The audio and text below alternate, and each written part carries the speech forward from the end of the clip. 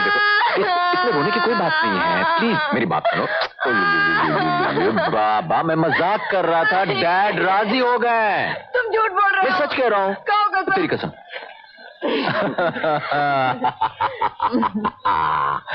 अरे अब क्या हुआ? काला रंग, छोटा कद, फर्नीचर बाहर। ये तुमने अपने दिल से कहा था ना? क्या मेरा फर्नीचर बाहर है? ज्यादा नहीं, थोड़ा सा। अपना इल्जाम अपने बेटे पर क्यों लगा रहे हो? साफ साफ क्यों नहीं कहते कि तुम एक स्मगलर की बेटी को बहू बनाने की बजाय किसी शरीफ शादी को बहू बनाकर लाना चाहते? तुमने सोचा धर्मा कि दौलत तो बहुत कमा ली, इसी बहाने शराफत का लेबल भी तुम्हारे माथे पर लग जाए। इस साल में धर्मा से किसी ने ऊंची आवाज में बात करने की हिम्मत नहीं की। धर्मा ने कभी बेईमानी नहीं की और नहीं उसे बर्दाश्त किया। और तुम उस पर बेईमानी का इल्जाम लगा रहे हो। इसका क्या अंजाम होगा तुम अच्छी तरह जानते हो। आई एम सॉरी धर्मा, मैं जज्बात में बह गया था। बेटी का मामला था इसलिए जबान पर काबू नहीं रहा।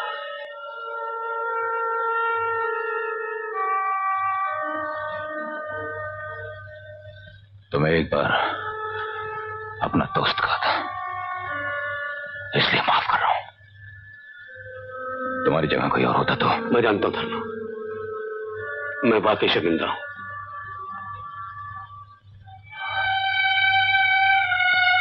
ये जिंदगी में पहली बार है कि धर्मा ने अपना वादा पूरा नहीं किया। मैं तुम्हारी बेटी को अपनी बहू बनाना चाहता था,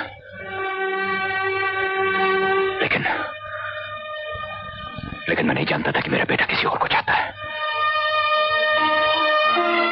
मेरा बेटा मेरी कमजोरी है राजन। अपने बिजनेस और वादे के लिए मैं very sorry I am late. पापा आप तो हमेशा लेट आते हैं। ये राजू है जिसके बारे में मैंने आपसे कहा था। Hello young man. अरे डेसा कैसे हो बेटा? तो तुम्हारी शक्ल धर्मचंद से बात मिलती है, कहीं तुम उसके रिश्तेदार तो नहीं? जी मैं उनका बेटा हूं। और क्या हुआ? आप मेरे मेहमान, इसलिए ज्यादा तो कुछ नहीं कर सकता। सिर्फ इतना ही कहूंगा कि आप यहाँ से चले जाइए। जी पापा जी आप क्या कह रहे हैं? ठीक है, ask him to get out of my house. But what have I done? बात क्या है? तुम बर्दाश्त नहीं कर पाओगे, इसलिए बेहतर है कि यहाँ से चले जाओ। अब बिना सुने मैं यहाँ से जाने भी नहीं वाला। तो सुनो, तुम जिस बाप के बेटे हो उसके पास दौलत है, इज्जत नहीं। मिस्टर वर्मा, तुम जिस बाप के बेटे हो उसके घर स्मगलर, काला बाजार करने वाले और देशद्रोहियों की बेटियां भेज जा सकती है, इज्जतदार घरानों की नहीं। मिस्टर वर्मा, अगर आप गीता के बाप ना होते तो मैं आपका खून कर देता। खूनी का बेटा और कर भी कर सकता है। कौन कहता है कि मेरा बाप खूनी है? शहर के बच्चे बच्चे से पूछो, पुलिस रिकॉर्ड देखो, तुम्हारे बाप का नाम सबसे ऊपर है। खुद अपने बाप से पूछो, एक जाहिल किसान बम्बई में करोड़ों का मालिक कैसे हो गया? अच्छी बात है मिस्टर वर्मा, अगर ये बात सच्ची निकली तो मैं दोबारा आपके चौखट पर कभी नहीं आऊंगा। और कहीं ये बात गलत साबित हो गई मिस्टर वर्मा, तो आज के अपमान का मैं सब बदला लूंगा कि आप। राजू, पापा आपको राजू से माफी मांगनी पड़ेगी। I know what I'm doing, और तुम आज से बाद उससे नहीं मिलो।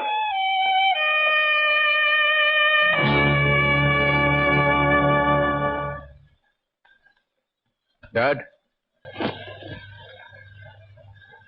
क्या कर रहे हैं? जा रहा हूं। कहाँ? कहीं भी, लेकिन ये घर छोड़ के। सीने पर पत्थर रखकर एक एक दिन गिनकर 20 साल तेरा इंतजार किया और तू आते ही घर छोड़कर जा रहा है। यही बदला दिया माँ बाप की मोहब्बत का? माँ की मोहब्बत, हाँ, माँ की मोहब्बत का इस दुनिया में कोई मोल नहीं, लेकिन जहां तक बाप का ताल्लुक है उन्हें मुझसे ज्यादा, तुमसे ज्यादा दौलत से प्यार रहा होगा। राजू, तू सारी जिंदगी बाहर गुजार कर आया और 2 ही दिन में अपने बाप के बारे में ये फैसला कर लिया।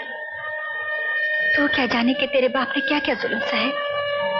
मुझसे पूछ, मैंने जिंदगी गुजारी, मैंने इनके एक एक दुख को करीब से देखा, एक एक गम सहा। तू तो इज्जत और शराफत की बातें करता है। तू क्या जाने, एक वक्त वो था कि लोग इनकी शराफत की कस्में खाते थे, लेकिन दुनिया ने इनकी इज्जत का मजाक उड़ाया, इनकी शराफत को बेवकूफी समझा, अपने जुर्म इनके सर पर थोपकर जबरदस्ती इनको जेल भिजवा दिया। जेल भिजवा दिया ठीक है, लेकिन इसका ये तो मतलब नहीं कि आदमी अपनी शराफत और इज्जत का गला घोट दे, जुल्म करना शुरू कर दे, स्मगलर हो जाए। अपनी मर्जी से नहीं, इनको मजबूर किया गया। तू क्या जाने, तू इतना सा था, तुझे पालने के लिए मैंने घर घर में नौकरी की, मजदूरी की, कपड़े धोए, बर्तन धोए। एक दिन काम करते करते मैं गिर गई, तेरी बहन पैदा होने से पहले मर गई, मेरी कोख उजड़ गई। दवाई के चंद रुपयों के लिए लोगों ने इनकी बहन लक्ष्मी की इज्जत लूट ली। इतने दुख झेलने के बाद या तो इंसान खुदकुशी कर लेता है या फिर नफरत और बदले की आग में दूसरा रास्ता इख्तियार कर लेता है। अगर तू और मैं न होते तो इन्होंने शायद खुदकुशी कर ली होती, लेकिन इन्होंने हमारे लिए अपने आप को जीते जी मार डाला। इसके बाद भी अगर तू जाना चाहता है तो जा, मैं समझूंगी हमारी तकदीर में यही है। पहले बहन गई, बेटी गई, अब बेटा भी घर छोड़कर जा रहा है। माँ मुझसे गलती हो गई, मुझे माफ कर दो।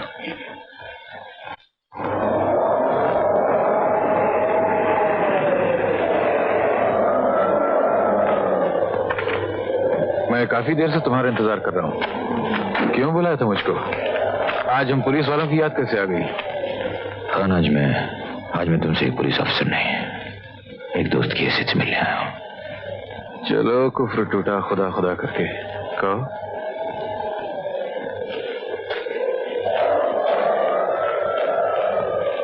खान, 20 साल से जो जिंदगी की लड़ाई लड़ता चला आया हूं, लगता है आज इसे हार गया हूं।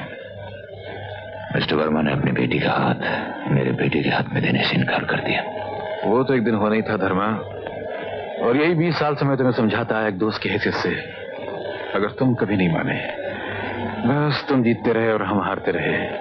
कानून को सबूत चाहिए था और तुमने सबूत कभी हमारे हाथ पड़ने नहीं दिया। मैं क्या करता खान?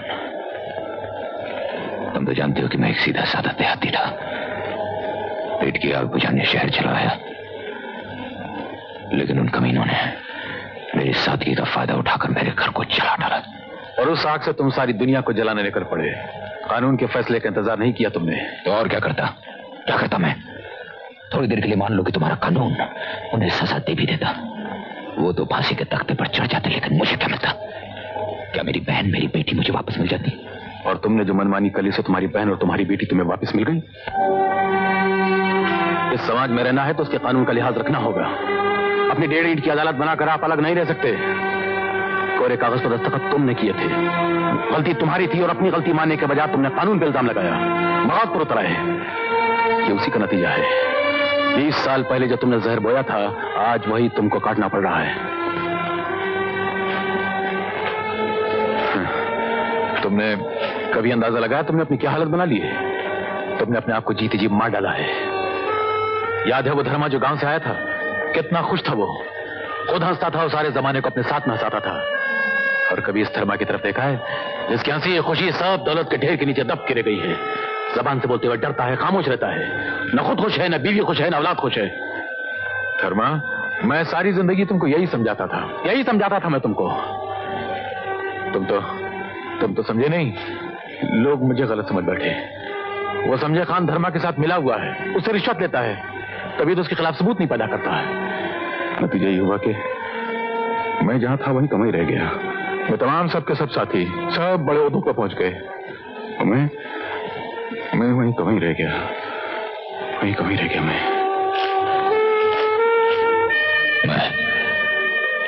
मैं तुम्हारा कर्जदार हूं खान।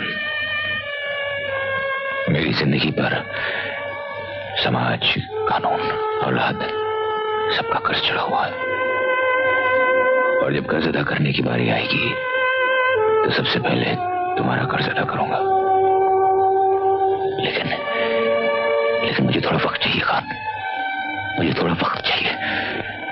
मैं अपने बेटे का घर बसा लूं, मेरी परछाइयों से जो मेरे बेटे का घर चल रहा है उसे बचा लूं, फिर मैं अपने आप को तुम्हारे हवाले करने खुद आऊंगा। मैं खुद आऊंगा खान।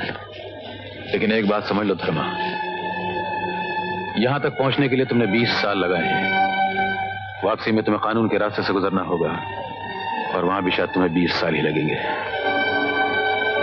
मैं जानता हूं खान। मुझे इस आदमी के आसार अच्छे नजर नहीं आ रहे। धर्मा बिजनेस तुम्हारे नाम पे करता है, तुम फंस भी सकते हो। राजन, अब भी मौका है। लेकिन मिस्टर सिंह, मैं कर भी कर सकता हूं।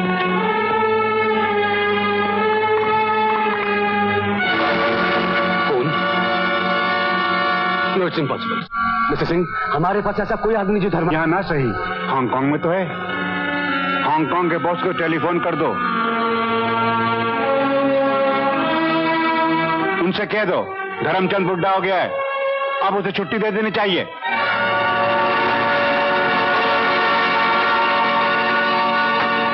हेलो राजू, मैं गीता बोल रही हूँ। हाँ ये तो क्या बात है?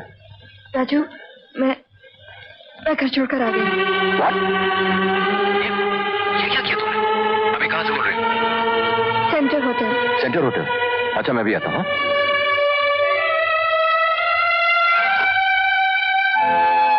हाँ राजू, मुझे यहाँ से ले चलो, कहीं भी, किसी भी जगह। लेकिन कहाँ की? तो I don't know anybody here. Let's go back to London. नहीं गीतू, ये नहीं हो सकता। क्यों नहीं हो सकता? बोलो। यहाँ आकर तुम्हारा दिल मुझसे भर गया है। ये बात नहीं है गीतू, ये बात नहीं है। Why don't you understand? I love you. लेकिन अगर हम लोग इस तरह भाग के चले गए तो कितनी बदनामी होगी। हमारी वजह से हमारे माँ बाप किसी को अपना मुंह दिखाने काबिल नहीं रहेंगे। और एक बात और है गीतू, मेरी माँ ने मेरे लिए जिंदगी भर दुख उठाए। मुझे खुश रखने के लिए उन्हें जिंदगी भर अपने आंसू पिए हैं। मैं उन्हें धोखा नहीं दे सकता। और मैं सबको धोखा देकर सबको छोड़कर आई हूँ, उसका कुछ नहीं। यही तुमने सबसे बड़ी गलती की बेटी। हाँ राजू, तुम जाओ यहाँ से।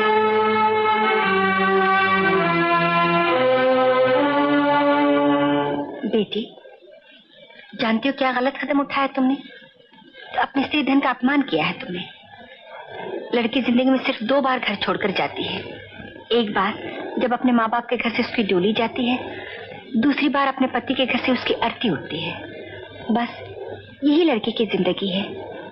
उसको अपनी मर्जी से कदम उठाने का कोई हक नहीं। और माँ बाप अपनी जिद पर रहे, अपनी झूठी शान के लिए औलाद की जिंदगी बर्बाद करते हैं और वो खामोश हैं। सब कुछ चुपचाप सहते जाएं।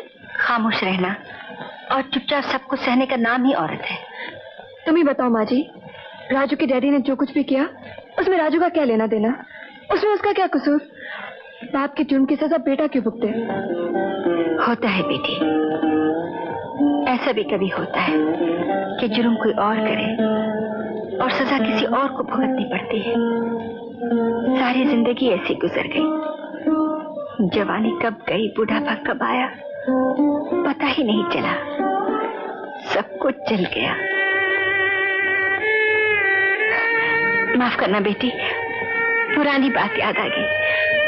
देख बेटी, कभी कोई गलत कदम नहीं उठाना, वरना जिंदगी पर ठोकरें खानी पड़ती है। क्या कह रही हो? ये राजू के साथ कोर्ट में शादी करके लंदन भाग जाना चाहती थी? जी हाँ, लेकिन मैंने इसे समझाया, ये विलायत नहीं हिंदुस्तान है। यहाँ जब तक माँ बाप कन्यादान न करें, आशीर्वाद न दें, उसको शादी नहीं समझा जाता। इसने अपनी गलती मान ली है, अब आप भी इसे माफ कर दीजिए। धर्मचंद जैसे आदमी की बीवी के मुंह से ऐसे अल्फाज सुनकर ताज्जुब हो रहा है। ये सुनकर और